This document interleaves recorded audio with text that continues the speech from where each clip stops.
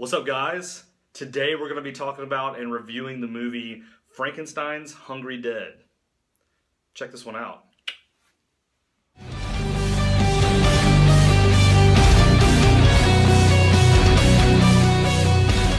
What's up, everyone? This is Kyle over here at the Horrorphile, coming back with another review today. I want to review another movie today that was sent over, and I actually reviewed a parent film, which was, I just reviewed Ebola Zombies on my parent channel, Body Bags, which is not a parent channel, but like a secondary channel. I do reviews every Tuesday. That's a Wild Eye released movie, and I'm actually doing another Wild Eye releasing review today.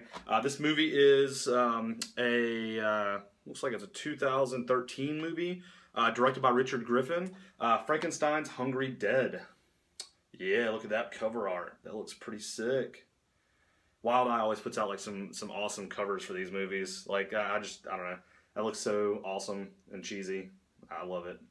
But yeah, to kind of get into this is directed by Richard Griffin, who also directed The Disco Exorcist, which I'm about to review, and Murder University, another one I don't have, but I probably will eventually review it. This is kind of like a B-rate horror movie, a B horror movie. It's low budget. There are a lot of good things about this movie, though. It's one of those things that, you know, with a name like Frankenstein's Hungry Dead, you can't go in with like high expectations for a movie like this, but at the same time, there was a lot of things that I actually liked about this movie. So, to kind of get into the plot, it's a really simple plot. These teenagers end up at this wax museum. Their teacher takes them on a tour of a wax museum. They want to get out of class. I think they're actually in detention. The teacher takes them up to this wax museum, where it's ran by a guy named Dr. Frank. And they have all these wax figures. They got like a Pinhead. They got like pretty much every horror character you could think of in there. I saw like a ton of them, and they're actually really good looking wax figures. Like this wax museum was an awesome, an awesome location to film this movie. I thought it was pretty. I think that was my favorite thing about the whole movie was the location of this wax museum and what it looked like, and it was kind of like a maze inside of this museum. It was really really cool looking.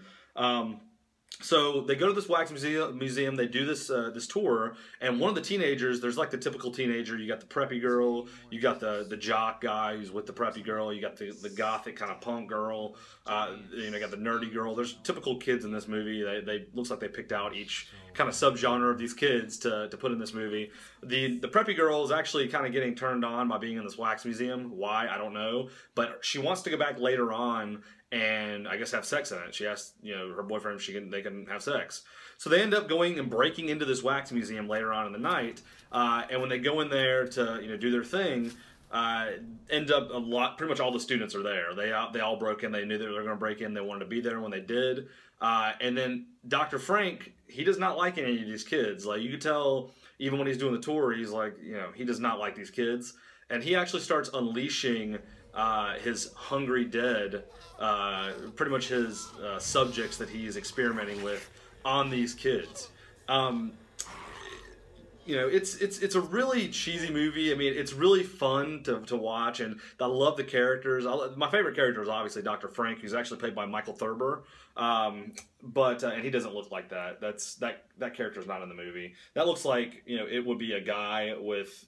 Pretty much some of the characters in this movie that Frankenstein is like working with are pretty much just like they look like normal people, and they got like some effects on their face, like some blood effects and like fake cuts and stuff like that.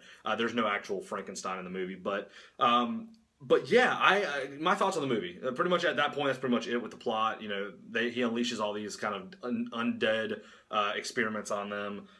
There's a little backstory with some of the characters, or one of the characters. You kind of see kind of like a love story happen. That's toward the end. But my thoughts on the movie.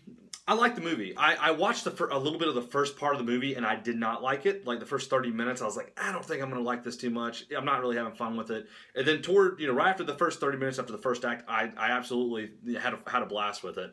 When they go into this wax museum, they start, all this stuff starts happening. You see all these cool effects. I mean, there are some CGI or like some computer generated effects in it for blood, which I don't really care for too much.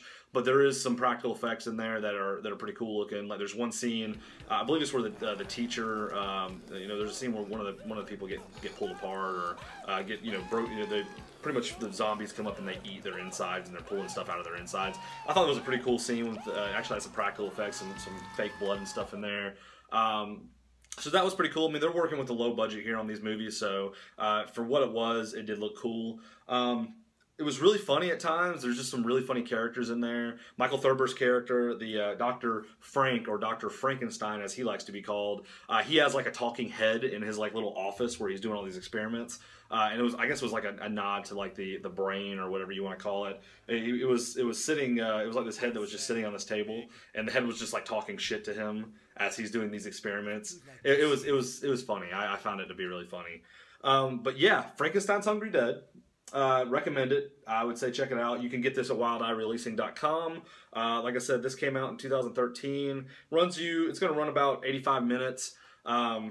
Really, really cool, interesting plot of this movie. I mean, it had its ups and downs. There was things about it I didn't like. You know, the plot the plot was fun, but at the same time, at times it got boring. But overall, I had a blast with it. So check it out. Let me know if you've seen it, what you think. You know, Richard Griffin, he has directed Disco Exorcist as well. Had a blast with that. I'll let you guys know my thoughts on that here shortly. Let me know what you guys think. Like, subscribe to my page, and until next time, peace.